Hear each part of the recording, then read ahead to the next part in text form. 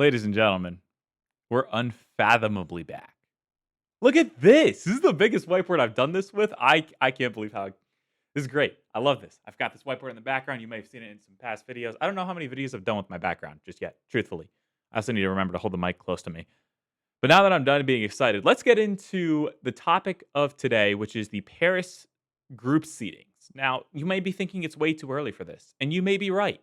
But for the super nerds like me, we care about this. We need to know like what we're looking at as we head into the next split. And this is what we're looking at, a lot of math. And so, if we get into the math of it, basically how I've divided this up, I've gone through the process that Blast used last year to determine what the seeds would be for each tournament. They put out something right before the Raleigh Major explaining, like, okay, it's going to be based off your initial seed for the previous major, and then your placement for the major, and then you average those out, and then you get a new bunch of seedings. They use that for Raleigh, Worlds, I think this major as well.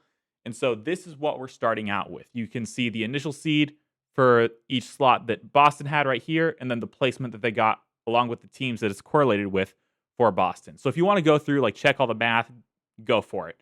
But this is how it breaks down. I've listed these in the seed order that they're going to end up being in. So like EU1 is going to have the 1 seed for Paris because they won the major.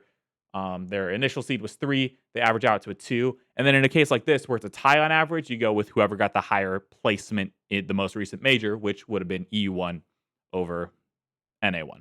So, mates, get EU1 the first seed for Paris.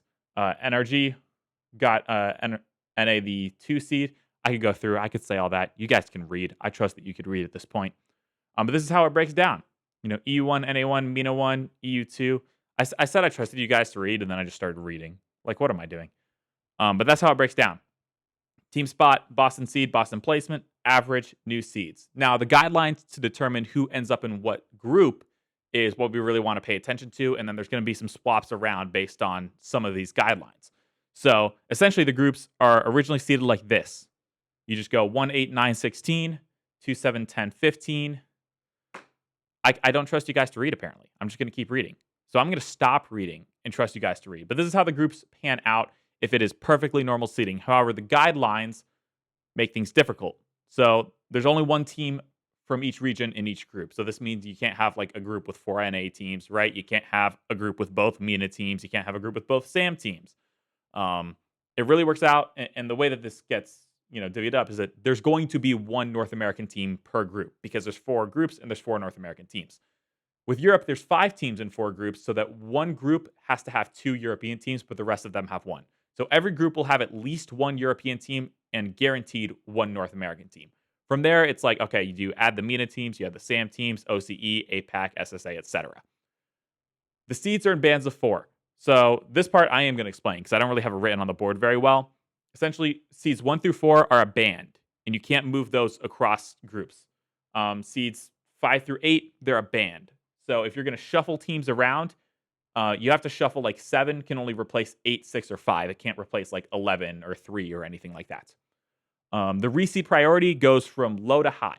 So if you're reseeding the tournament or you're reseeding the groups, in order to fit this guideline, you have to start at the bottom and then work your way up. You can't just say, oh, it's perfect if we swap 7 and 8 and don't change anything. Actually, that might work. But it's like, when it comes to prioritizing which teams to switch, you prioritize switching these teams in the 13 through 16 range first, then 12 to 9, then 8 to 5.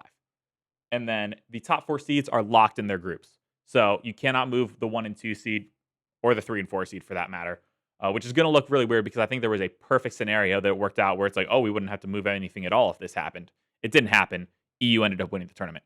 So I'm going to quickly speed run moving these magnets over into the groups, and we'll shuffle stuff around.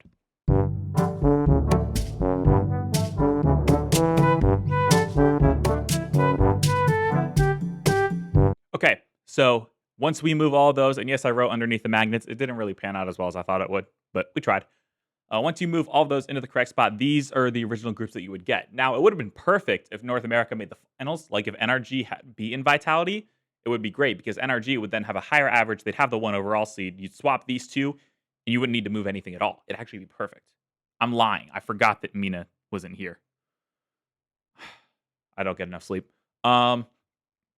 But this is how it pans out. And right off the bat, you can see some things. I mentioned that every single group needs to have one North American team. Group A doesn't have a North American team. Group B has two. That can't happen, right? Also, Group B doesn't have a European team. That can't happen. Group C has two MENA teams. That can't happen. So there's definitely going to need to be some reshuffling.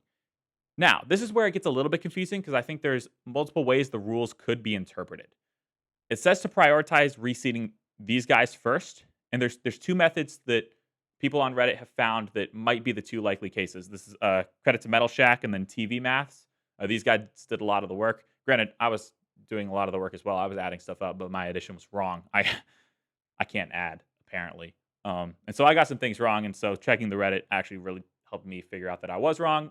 What am I doing wrong? How do I fix it, etc. But Metal Shack came up with a set of groups. TV Maths came up with a set of groups. The way I did it originally is I took this, looked at it, and said, okay, technically, everyone in this 16 through 13 band, they're perfectly fine. Sam is not in the same group as Sam. NA is not in the same group as NA. So you don't have to move a single thing for 16 through 13, and you could still have perfect groups. You would then go to 9 through 12. Now, this is the one where just about everybody shuffles.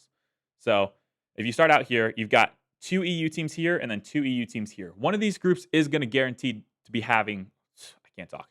One of these two groups is going to have two European teams. But I think since we hit the 9 through 12 European two-group team first, this is one of the guys that ends up moving. So we're going to remove him real quick because he can't be there.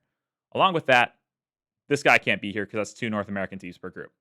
Now, we know, it actually works out pretty nicely where it's like, okay, one North American team here, one North American team here, one North American team here. Where's this guy got to go? He's got to go replace OCE. So we're going to remove OCE and move him here.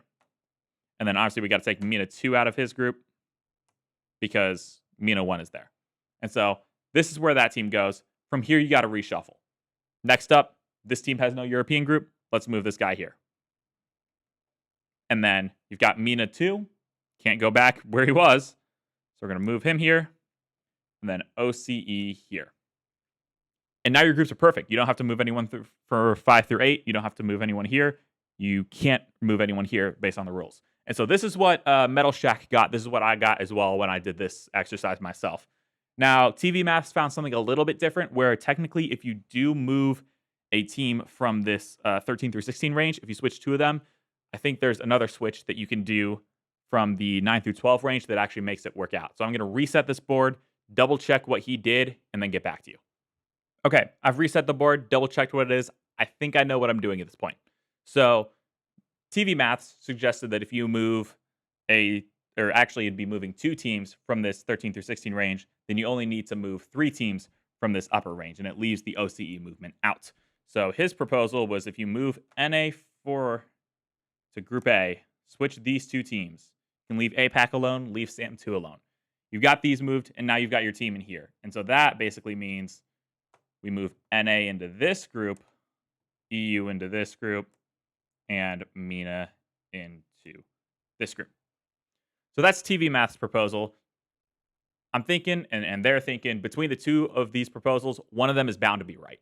Now, technically, this has 5 different teams moving, and the one that Metal Shack proposed only has 4 teams moving. Granted, it depends on what Blast wants to prioritize, because if they prioritize, okay, we want middable movement, but we'll move an extra team in the lower seeds if it means moving less teams in the 9 through 12, this is what you'll end up with. That being said, I do think the original proposal where we don't end up switching SSA in North America is what we're going to end up with. So I'm going to revert back to that. Still credit to TV Maths. He might be right. Who knows? The original thesis that I had for how they were going to do these groups was dead wrong. So, and that was for Boston. But this is what I think will end up happening. And we'll just completely reshuffle the 9 through 12 roll, and you'll be good to go. I think it's a little bit more cut and dry than Boston's was. Maybe I just overcomplicated it when I tried this the first time, but this feels pretty straightforward to me. So Group A would be EU1, EU4, NA3, and SSA. And a reminder, top 3 get out of their group in Paris. It's going to be on Wednesday and Thursday, you're going to have your group stage. On Friday, you're going to have 4 matches, and it's going to be the 2 and 3 seeds from respective groups against each other. That means, 12 teams are making crowd days. 3 crowd days. It's the Paris land. Of course, we're changing things. Of course, it's going to be more hype. And so this one, I think it's pretty. No offense to SSA, pretty cut and dry who's going to make it out of this group. It just kind of depends on what order. For Group B, you've got NA1, SAM1, EU5, and APAC. Same story there. Due respect to APAC. Group C could get interesting. You got MENA1, EU3, OCE, and NA4. The reason this gets interesting is that something that is a little bit more talked about now. OCE currently holds the LCQ spot over South America. If you take the average placements from each of their teams, OCE placed 9th through 12th, while SAM had one team placed 9th through 12th and one team placed 13th through 16th. And so, average amount of points, I think OCE is sitting on 4, and SAM is sitting on 3.5. If that math is correct, I'm not sure how many points they were awarded for different placements of the Boston Major. But OCE currently holds that spot. Them getting out of this group is going to be crucial because I do believe this SAM 1 seed is going to get out of their group. And that's really going to help them for LCQ. This one, a little bit more far-fetched. You've got EU2, NA2, MENA2, and SAM2.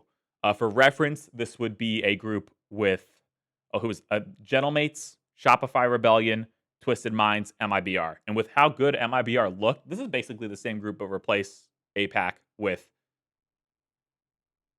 Twisted Minds, which is kind of stacked, honestly. If MIBR makes the SAM 2 seed and look as good as they did, that's a really, really dangerous group. I think they still would be expected to go out last, and this could hurt South America's chances. But the fact that SAM 1 is probably going to get out of their group really bodes well.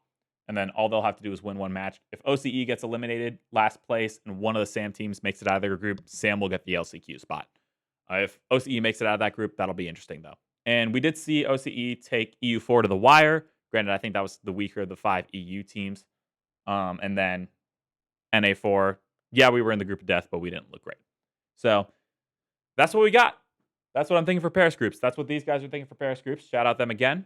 And hopefully you are now more educated because this is an educational channel. I enjoy doing this. I'm glad to have the whiteboard back. We're definitely going to be using this more in the future. And yeah, I've got a setup where I can stand up. This is, it's not like nailed to the wall or anything, but it's up there with command strips. It's good to go. Shout out to the channel members. I don't know if I have space above the whiteboard, but I might have them scroll across there. If I don't, I'll have them above my head or something. I don't really know. We'll figure it out. This is the first time I'll be editing a video like this for the first time. I'm done waffling. You can stop listening to me. Thank you for listening to me thus far. But you don't have to anymore. Go watch another video. Have fun.